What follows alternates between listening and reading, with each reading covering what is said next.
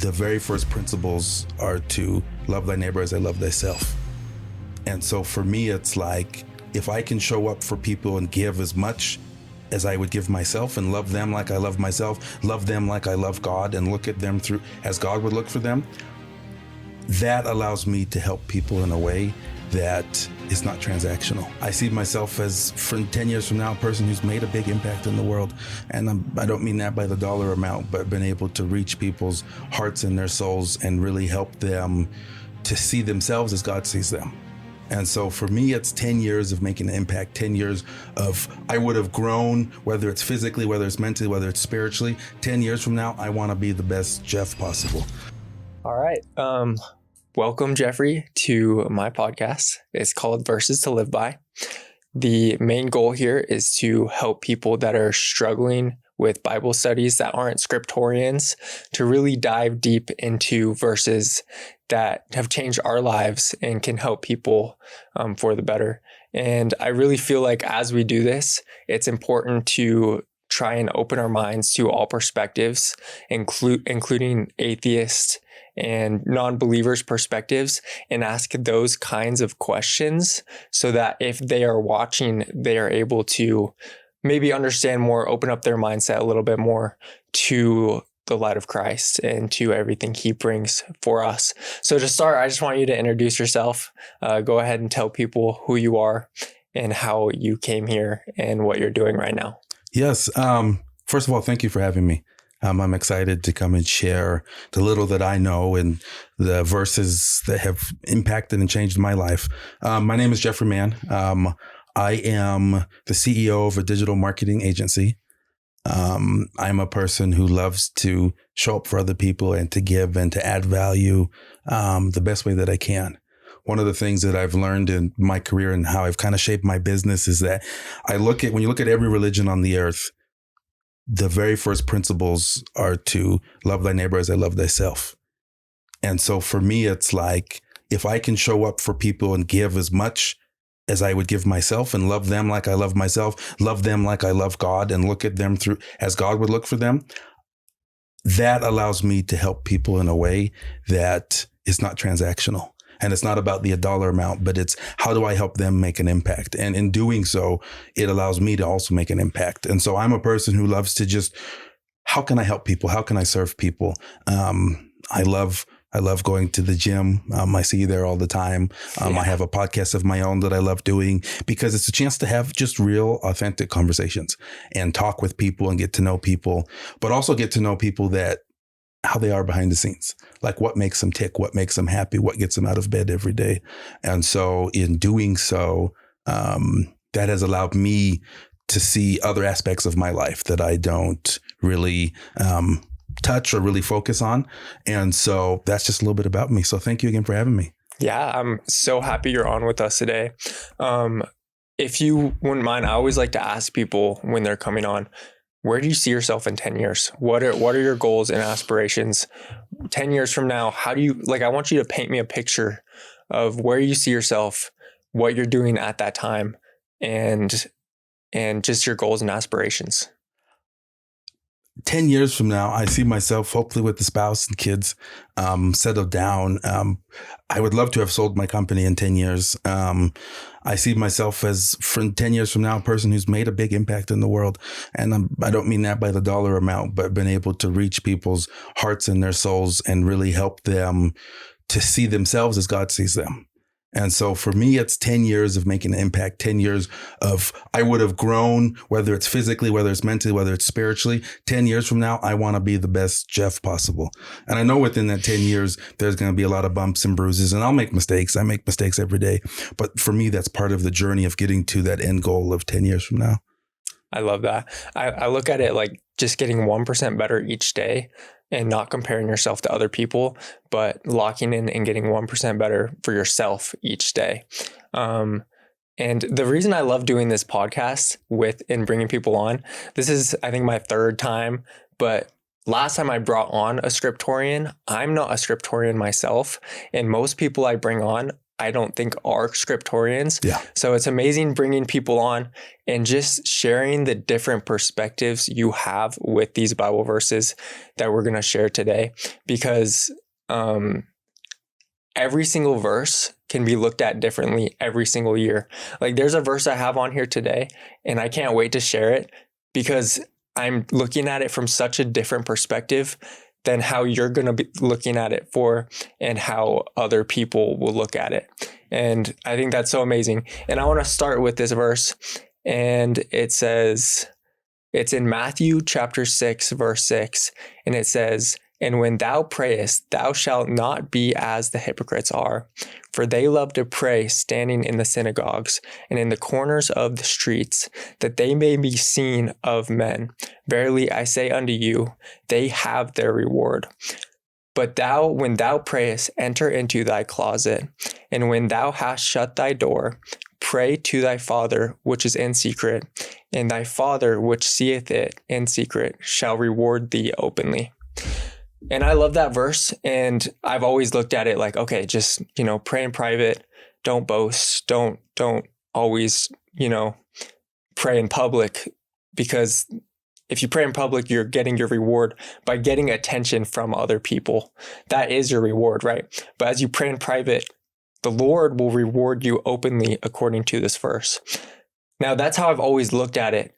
Recently, I got a comment on Instagram on one of my videos, and it's got to be my favorite hateful comment that I've ever received. Okay. Because I think it's so funny and so, I don't know, it's just so out there, because I'm from Portland.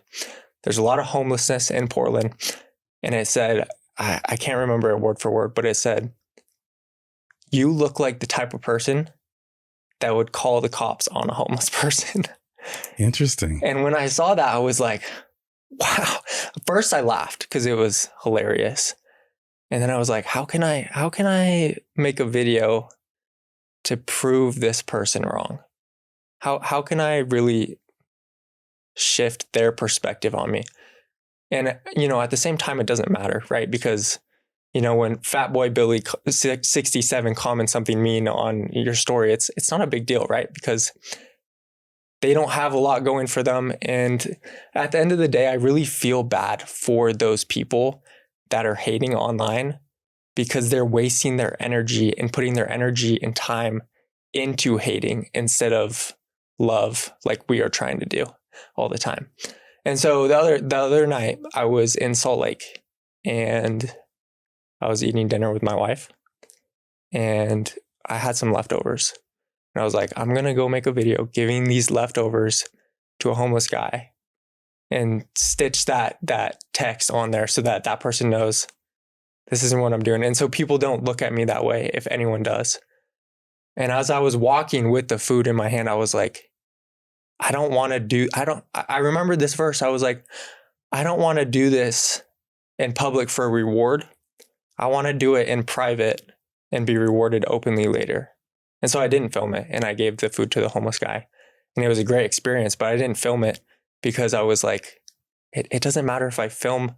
If I film it, I'm getting my reward then by showing people what I'm doing, but I'd rather film it, or I'd rather do it in private. Yeah. So that's interesting. Yeah. Because it's a balancing act of, it's a great message if you did film it to share with people. And this is opportunity for us to make an impact.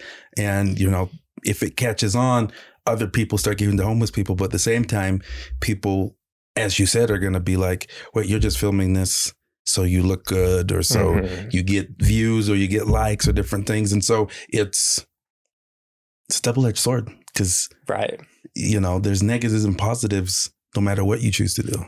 Right. And I think us as creators, we're always looking for opportunities to film. We're always looking for content opportunities. But I think it's so important that we also are doing things off camera the same way we're doing things on camera. And I think that really will define us as people. Mm-hmm. No, it's true. It's, it's interesting. It's like when you are a creator and you are in that space where you put your life out there, you choose to, do you show who you truly are and just be authentic? Or is the way that you're portrayed or seen on social media, is that different than how you are behind the scenes? Right. Because I see people on social media all the time that are so different in person. Yeah. Right. And and I've never seen that with you. I'm not like that either. And that's what I love about, you. And that's what I love about, the people that aren't like that. Because social media really can change you for the worse, or it can change you for the better. And I feel like there's not really a whole lot of in between for that. So what verse do you have that might go with that, or you might want to take a different direction in that sense? It's interesting that you said that, because one of the first verses, one of my favorite verses, one of my favorite people from the Bible is Paul. And to me, he is one of the greatest missionaries of this world, because of the way he connected with people. And for me in my career and the way I like to interact with people, I've learned that we need to meet people where they're at. And so Paul, as in this is 1 Corinthians 9, he says, "And unto the Jews I became a Jew, that I might gain the Jews. I am made all things to all men, that I might by all means save some." And so for me, it's like, we need to meet people where they're at. For me to relate to you, I need to be on the same level as you. And what I mean by that is, when you go to a different country or culture, I served my LDS mission in Africa. I needed to be like the people. I couldn't come there and be like, I'm from America, I'm better than you, but immerse yourself into the culture. When you look in the teachings and you see when Paul was teaching, he would refer to the poets from the towns in which he was teaching, because he knew that was the readings that the people there followed and listened to. And so for me, it's understanding, who am I talking to? If I'm going to sit down with you and do a podcast and be fully present, I'm like, what value can I add to your audience, but also to your life for you to learn? And so for me, it's huge when you look at someone who says, you're the type of person who would call the cop on a homeless person. It's like, what state of mind is that person in? Right, exactly. But at the same time, it's like, how can I relate to that person and use this as a teaching moment? How can I say something to be, to spark a conversation and talk and be like, wait a second, okay, if that's how you feel, why do you feel that way? But at the same time, understanding that people can have an opinion no matter what, and that's their right. They can believe, they can think, whatever, but we know who we are and we know what we believe. And so for me, the big thing is really, and I took some notes here, when we look at the world, we're different people, different personalities, speak different languages, different races, different sexual orientations. And for me, it's about, we all have one thing in common, and that's we're all sons and daughters of God. And so for me, that brings us all together. But on top of that, we all have trials and we all have tribulations. We all have wins. And so for me, it's when I share my wins and I share my struggles and my trials, people can relate to that because they go through the same thing. They understand that no one's perfect outside of Jesus. But if I were to only ever post my wins and why life is so amazing, they can't relate to me. I'm not authentic. That's not Jeff. That's not who I am. That's not what I represent. But when I share, it's been a rough day, or it's been a rough week, or, I was on a podcast and she just posted a clip and she asked me, when you look at social media, you seem to have a good relationship with yourself. When do you struggle with that? And I said to her this morning, last night, the day before, the week before, 2 days from now, like, we're going through this cycle. And that's what part of this mortality in life is to learn about ourselves, but also understanding not every day is going to be easy. And when we understand that for ourselves, we start to click and be like, oh, the person next to me, it's the same thing. So when I look at the person who commented on you, I have to step back and say, do I agree with that comment? No. But was that person having a bad day and they decided to click and say something because they thought this would make me look cool? And so for me, it's about relating and being one amongst the people. I know that was a long answer, but. No, I love that. And it actually gave me chills when you brought up God will meet you where you are, because that exact thought has been weighing on my heart for the last 3 or 4 days. And I've been trying to make a video for it, but I've been so busy with school and all these other things, I haven't had a chance. So I'm just going to share it now. I've been thinking a lot about Matthew and how when Jesus came to him, he was a tax collector for the Romans. And a lot of people did not like it. I mean, a majority of people did not like him for that. Yeah. A lot of people frowned. And in The Chosen, it's one of my favorite Bible shows. When Jesus says, Matthew, come with me, Peter's like, what are you doing? Like, this guy is terrible. He's a tax collector. You know, he's a thief. He's doing all these terrible things. And Jesus says, come with me. And Matthew has to think for a little bit. He's like, am I going to, leave my Roman job that's paying me well and walk off with Jesus, who I've been studying a little bit, but I don't really know a whole ton other than he's doing these crazy miracles? Or am I going to stay and not have the faith to go and walk with him? And he chooses to walk with him. And it just goes to show Jesus will always meet you where you're at when you're struggling, when you're down bad. He will always find you and meet you and help you. No matter how many mistakes that you've made, no matter how many sins you've committed, he's going to be there for you in the end. And so Nicodemus was that Pharisee, and he had the same chance that Matthew had. Jesus said, follow me, come follow me, and I'll show you everything I'm doing. Because this Pharisee was really, really questioning his own beliefs because he was seeing what Jesus was doing. He had a private meeting on a roof with him and was asking him all these questions. And actually that scene in The Chosen makes me cry every time. And I never, ever cry. Because every single time I'm like, wow, this Pharisee is me right now. He is looking at the world, looking at everything that's going on. He's looking at the facts, and what Jesus does doesn't align with the facts, right? He's performing these miracles that don't make sense to him because it's not the law. It's not the law of how things are supposed to work. That's me a lot of the times. I'm like, oh, man, I'm really going through it right now. I know Jesus can save me, but maybe he can't, maybe I am not able to get out of what I'm going through right now. But anyways, so Nicodemus had a chance to walk with Jesus just like Matthew did, but he couldn't do it. Yeah. He couldn't bring himself out of his head to realize what Jesus is doing is much bigger than what he's doing. Jesus has a much bigger plan for each and every single one of us. And if we just meet him where we're at, instead of trying to be perfect and then go to him, it's going to be so much better. You don't get clean before you get in a shower.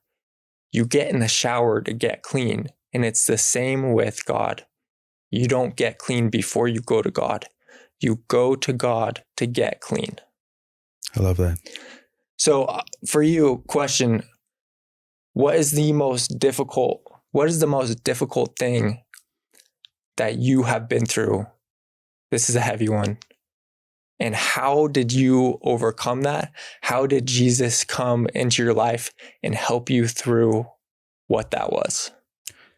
It's interesting that you asked that because, I've been through my 30 plus years on this earth. I've been through a lot of situations and trials and struggles, some bigger, some smaller. I think some at the time I felt were huge. And then when I look back now, it's like, it really wasn't that big. But for me, really, it's been at the times when I felt like I was falling. It's almost as if Jesus has provided that parachute for when I needed it, whether that be a friend, whether that be an ex, whether that be a family member reaching out, somebody being placed in that moment at the right time when I needed them. And so for me, it's always been like at that time when life is hard and I'm struggling. And in my mind, it's like, you're so mad at God because you're like, why do you keep throwing this on me? And why do you keep doing this? In fact, your question, and it's one of the actually verses I had prepared for this, James 1, 2 through 4, it says, count Count it all joy when ye fall into divers temptations, knowing this, that trying of our faith worketh patience. For me, the story of Jeff Mann has to be a story of testing. Jesus, who is my exemplar, my brother, my savior, and God, who is my father, who knows me. They understand in this life that I have, whatever time that he allows me for me to become my best self possible, they need to put me through trials. They need to put me through fire. They say pressure makes diamonds. And in order to do that, I have to go through that. And it's hard when you're younger and you're in the moment to understand that's the purpose, because when life gets thrown at you, you don't know what to do. You're angry, you're upset. There's different things that pop up. And so for me, it's always going back to, how do I cope in this moment? What do I do? And in all reality, it's like, when we've done all we can, it's fall on your knees and talk to your Father in heaven. He's there and he's just waiting for us to come to him. At the same part, it's who are the friends and the people in your life that you can go and talk to? But also, who are the friends that when they see you in the mud, they will either come and try and pull you out, or they're willing to just sit there and be in the mud with you. And they're not trying to fix you, not trying to solve anything, but they're like, we understand you're in pain. We just want to sit there and experience it with you and let you know that you're not alone, that you're seen and that you're heard. And it hasn't been easy. When I was a kid, I had a severe anger issue. And so I went to a wilderness therapy camp.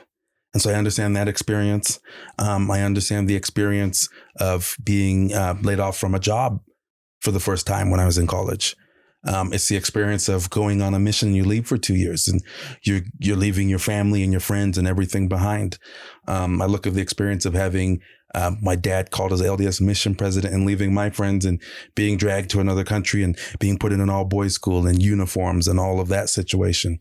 I look at relationships ending and, you meet someone and you're like, this is my person. And it doesn't work out.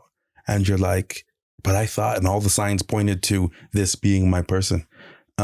So for me, it's going back to, this is part of life and I'm supposed to learn something. Right now, I may not know what the lesson is and I may be frustrated or angry, but there is always a lesson to learn. Right. I love that. And I love how as we're growing up, the trials that we face will change, right? When we were 5 years old or maybe 7 years old at recess, and I think that would be like kindergarten, if we had our ball stolen from us, that was the biggest problem, right? That was, like the end of the world to us at that age, right? And now as we're grown up, we've got all these bigger problems. And as we continue to grow up, there's going to be different problems that seem bigger than the ones before. But the thing is, God will always meet us where we're at with those problems. And the other thing is when we are going through something difficult, it's so important to realize there is something to learn from it, like you were saying, because you can go through these trials, you can go through these tough things. And if you're not learning anything from that, if you're not taking away, you might just be suffering to suffer, right? But if you're able to take things away from that, then you're suffering for a purpose and you're suffering for a reason, right? And Jesus died for all of us, which means no matter how many mistakes we make, no matter how much we suffer, we can always find him again through that. And I think that it's just so important to realize that we're never alone, right? People feel alone all the time, right? When you get that ball stolen at recess at 5 years old, you might feel alone, right? That guy just took your ball. You might feel alone, right? When you're going through a business struggle right now, you might feel alone, right? And so many times when I feel alone, I forget I'm not, because I have Jesus and I can pray and I have God and he's waiting for me to ask him to lift this burden off my shoulders. And as soon as I do that, he will be there to help. You're never really alone when you feel like you are. And when you're going through a trial that's so overbearing, it really feels that way, but you can always pray And the beautiful thing about prayer is you don't always have to be on your knees, right? You can pray standing up, you can pray walking, you can always do it in your head. You can always say a quick prayer. And I think that's so powerful because those quick prayers are what get me through my day sometimes. Mm-hmm. So another Bible verse I have, it's shifting a little bit. Okay. It's in Helaman chapter 12, verse 5. Okay. It says, yea, how quick to be lifted up in pride. Yea, how quick to boast and do all manner of that which is iniquity. And how slow are they to remember the Lord their God and give ear unto the counsels. Yea, how slow to walk in the wisdom's paths. Now, usually when you read that, you're like, okay, just stay away from all the bad things in the world. Don't start when God gives you good things, don't start boasting with it, right? Just, stay humble. But in this sense, in the last couple of days, I've been thinking about just how you are never alone. Like I was saying before, remember that your God is there, and he's always going to help you through it. So for you, I have a question. What is a time in your life where you really felt like you were alone, like God just wasn't there? And how did you get through that?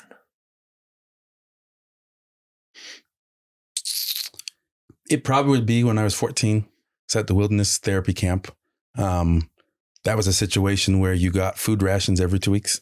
If you ran out of food, you had to hunt on the land. If you ran out of clothes, you could order new clothes. They may not bring it to you. And I remember there was a time period where I couldn't make a fire. Our fires you had to do by bow drill. And I wasn't making fire. So I was eating raw food, uncooked rice. It was freezing. I remember it was like probably -20, Southern Utah. You're camping, you're sleeping under a tarp. I had gotten frostbite on 2 toes, and it was just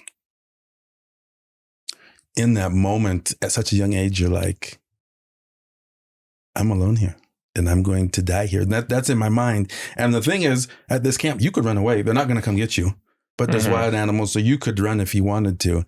And so it was at this time, it's like, okay, my parents abandoned me. None of my friends are here. I'm stuck at this camp. God is not coming to save me.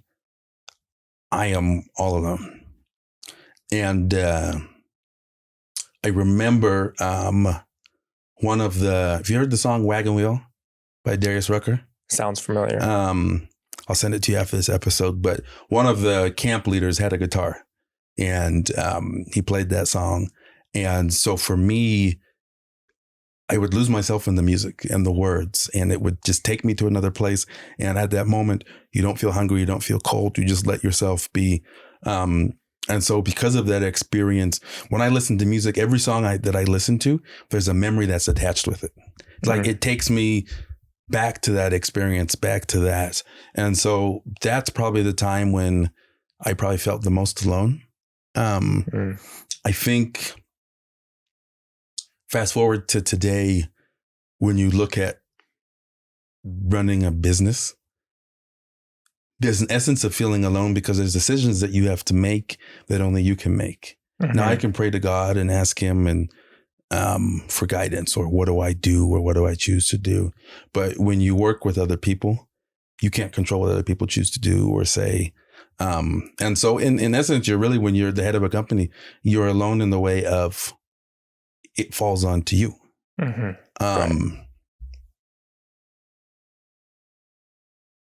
I think the other thing that I would say, if I'm from a personal standpoint, it's like when you're in your 30s and you live in Utah County and you're not married, there's an essence of feeling alone because you look at your friends who are married, look at your friends that do have kids, and it's like, okay, I can see all the people in the world and have good times and activities, but at some point you're going to go home and you're going to be by yourself, and you're going to go home to an empty house and an empty bed, and you're constantly reminded of.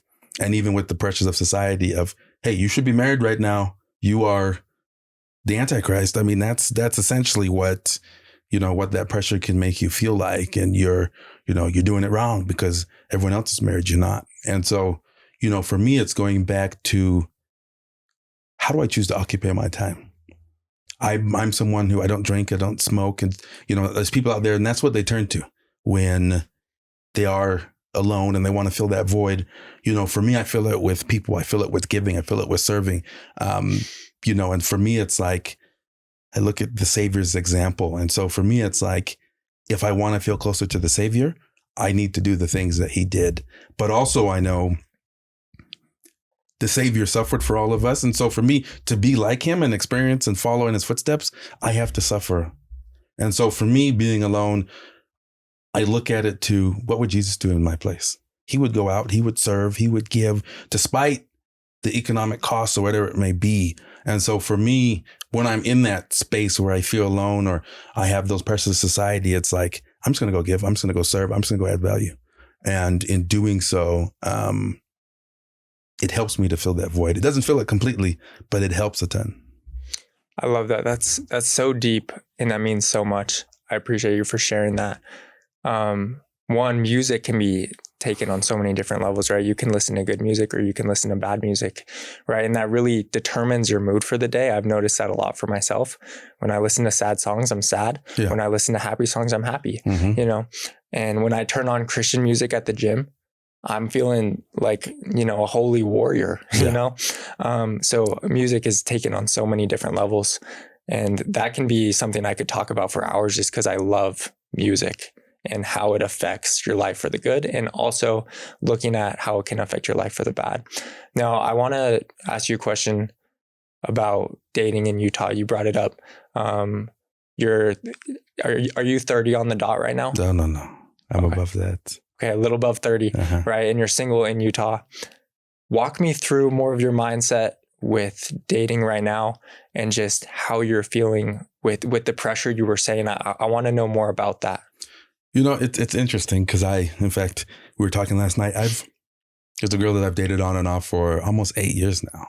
Mm-hmm. And 2026 was the year I said, we got to make a decision here. What are we doing? Are we playing all these games? It's time to make a decision of, are we the right people for each other? And can we build a life together? On the other side of the equation, it's like,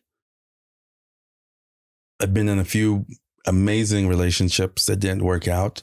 And it's like, you're always holding out hope for, maybe they'll come back. Maybe I'll run into them. Maybe the fire, the spark, maybe something will change. But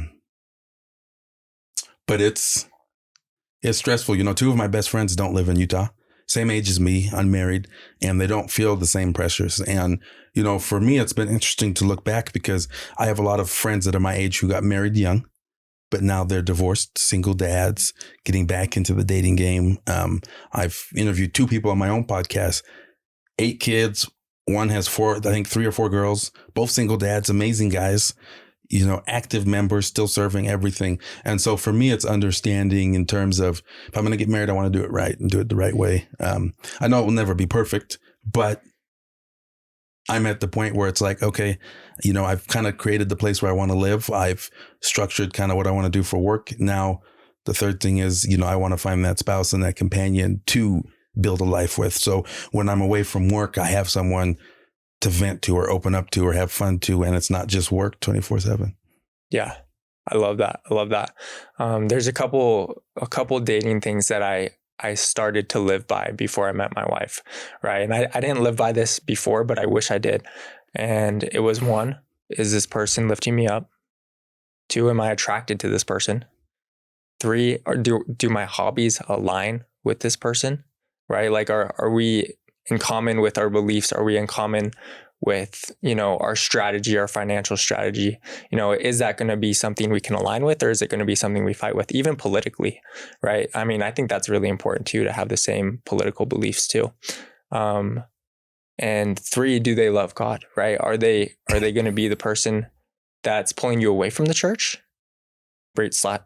also known as bringing you down? Or are they going to be the person that's reading the scriptures and, helping you grow with the church, right? I think in relationships, there's always going to be some slight pull down, but also there can be a lot of lift up, or it can be the opposite way. Right. And you know, some of my dating stories that I won't say on the mic, right? I got some crazy ones. And it was before I started living by those rules. And I dated a lot here. And it took me a long time to find the one.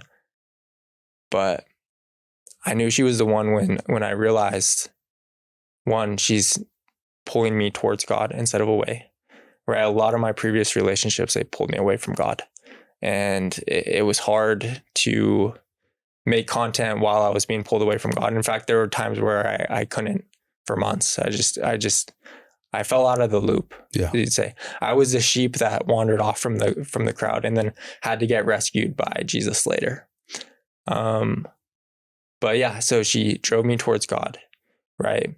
She didn't have a big crazy side where she would flip out over, very small things, which was important for me. And we just have so much in common, right? And so I know she's the one for that. And I know you brought up how you have people that are around your age that are divorced now, right? And are single dads. That's so difficult. And I feel like that might add pressure for you because it's like, did they do it right in the first place? And then you're like, okay, I gotta really make sure I do it right. I gotta really be picky. I think that's important to be picky. I think that's so important to be picky. But also at the same time, don't let those thoughts destroy a relationship that could be good. Yeah. Right? Don't let those, I'm trying to think of the right word, sabotage. Don't self-sabotage relationships that could be good. Yeah. I think that's so important. Yeah, I love that. I love that advice. Thank you. Yeah. Well, I mean, that's for everyone too, Is there anything else you want to bring up with dating or just anything else on this podcast that was really important? If you are listening or watching this, and this is a clip on Instagram, I want you ladies to comment, and I want to hear the best and worst dating stories. If you've gone out with my man, we would love to hear those and respond to those on a later episode. Oh yeah. That sounds amazing. That will be fun. That sounds amazing.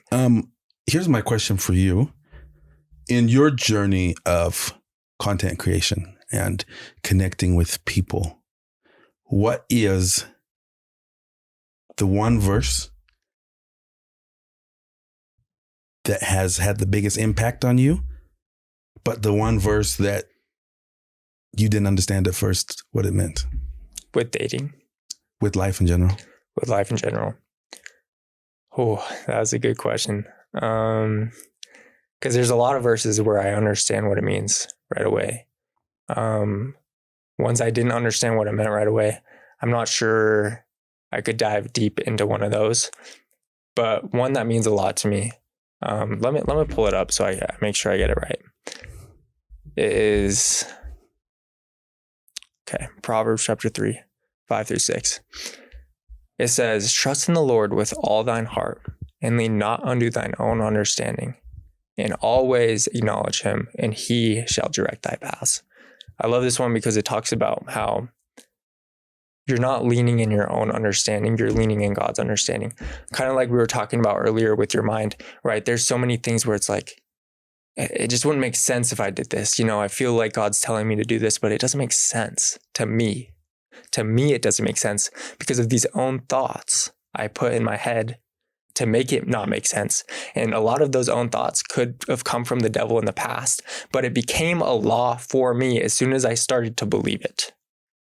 As soon as you start believing these thoughts, like I'm not good enough, or, I could never do that, that becomes a law for you. And that becomes something that you really believe you can't. You're manifesting that. You're manifesting that you can't do it. And I love this verse because it says, don't worry about your laws. Focus on God's law. And I feel like that's just a different perspective that I didn't see in the past, but I can see now. And I love that one. Where can people find you if they're looking? Just Instagram, Jeffery Mann _.